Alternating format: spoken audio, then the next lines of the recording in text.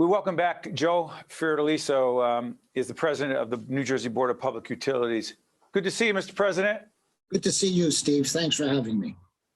Our pleasure. We've had a series of conversations about energy policy. We're involved in a public awareness initiative around clean energy. But let me ask you this. Describe succinctly the Governor Murphy's energy master plan as it relates to getting to net zero carbon emissions by 2030. Well, it's a very detailed energy master plan, which we're going to be updating, by the way, Steve, in 2022. And it relies heavily on energy efficiency. It relies heavily on our continuing initiative as far as offshore wind is concerned, on our solar initiatives. We have over 148,000 solar installations in the state of New Jersey, more solar installations per square mile than any state in the union. We have included in the solar, our community solar program, which is focused on underserved communities to provide environmental justice and so on. Every New Jerseyan should have an opportunity to participate in the energy revolution that we're currently in. Mr. President, help me understand this. The New Jersey wind port, succinctly, what is it down in Salem County and why does it matter? Well, it matters for a number of reasons. Number one, it's going to be a manufacturing center. Manufacturing is coming back to New Jersey rather than exiting New Jersey because of this. Number two, the economic enhancement that it's going to bring not only to South Jersey, but to New Jersey generally. And the thousands of jobs that it's going to provide for people here in the state of New Jersey. Steve, New Jersey geographically is positioned so well to be the supply chain for the entire East Coast offshore wind industry. And that is our primary, one of the number of primary goals. I don't know if you can have more than one primary goal, but there's a lot of them here. And that's one of the goals, is to make us the supply chain for the offshore wind industry. Joe, why do you say that the climate change situation is a, quote, code red situation? Because it is. As you know, and you're referring to the United Nations International Panel report calling it a code red. And they're talking about a code red, Steve, not only not for the next 100 years that it's going to happen, but for this decade. We are seeing changes in our environment, in our weather patterns that we have never seen before. And if we're going to leave any legacy for my grandchildren, for your children, for your grandchildren, and subsequent generations, it's got to be how we tried to mitigate the effects of climate change. The mitigation of climate change is the number one challenge internationally that we have. We have to preserve this planet. And if we continue on the track that we're currently on, we're not going to preserve this planet. And it's going to change the way we live. It's going to change the way we eat. It's going to change our economic standing. It's going to change our entire life.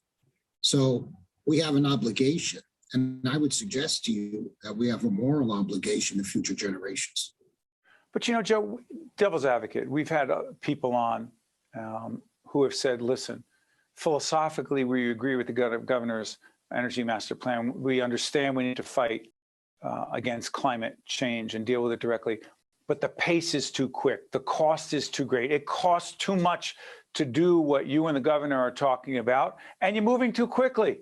And we're going to wind up not meeting the deadlines that have been set and short of the energy we need, you say. I say... Because you've heard all this before, and it's going to continue to be said. Yes, yeah. I say the cost of doing nothing is not an option. Not an option. We have to save this planet. And I'm not talking hyperbole here. Number one, we have to save this planet. And I will I hear from groups on both sides of that equation, Steve, those who say we're moving too fast and those who say we're not moving fast enough. We try to be, and I think we are, prudent in our approach, always have the ratepayer in mind, because it's you and I as ratepayers that are paying for this. So it's vitally important that we hopefully get the word across to all segments of our population how important this is and how we have to work it together. That's why I'm sorry for interrupting, Joe, but will consumer energy costs go up in order to implement the governor's energy master plan? Eventually they may well go up. However, let me give you this statistic. As these industries mature, the cost is going to come down. How so? Solar as an example. Competition, that's how so. Solar as an example. I can build a solar installation today for half the cost of what it was in 2007. Competition, developers coming in, the free market determining the cost to a large extent. Same thing's going to happen with offshore wind. With wind. Energy efficiency. The cheapest energy is the energy you don't use.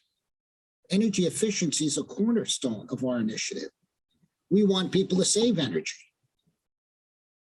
And there are ways we can do that. Energy Joe, audits. go ahead, final point, because I want to ask you about the community energy plan. Go ahead. Sure. No, we want to do energy audits of your home, see where we can save that energy efficiency appliances, et cetera. So there are ways we can save energy where the cost doesn't go up. Hey, Joe, give me 30 seconds on the community energy plan. What is it? Community solar energy plan is generally geared toward our urban areas, and people can literally buy into it. The developer comes in, constructs a solar array, and people can buy into it to get their energy. And it allows and gives people an opportunity to be a part of the energy revolution that we're currently in and save some money along the way. And it deals with issues of inequities around social justice and energy policy, et cetera. Joe Fiordaliso is the president of the New Jersey Board of Public Utilities. Mr. President, I want to thank you so much for joining us. We appreciate it. Steve, thank you again for having me. I'm Steve Adubato. Thank you so much. That's the president. I'm Steve Adubato. We'll be right back. Think Tank with Steve Adubato has been a production of the Caucus Educational Corporation. Funding has been provided by Wells Fargo, Fedway Associates, Inc., MD Advantage Insurance Company, Englewood Health, the New Jersey Economic Development Authority, Horizon Blue Cross Blue Shield of New Jersey, Choose New Jersey, the Robert Wood Johnson Foundation, and by Johnson & Johnson. Promotional support provided by NJ.com and by Insider NJ. It only gets better when we stand together to tough through and get by. Even though it's harder than ever, we're gonna make it. Long as we don't break it, just do right. There's no sides. We must know it's part of forever. It only gets better.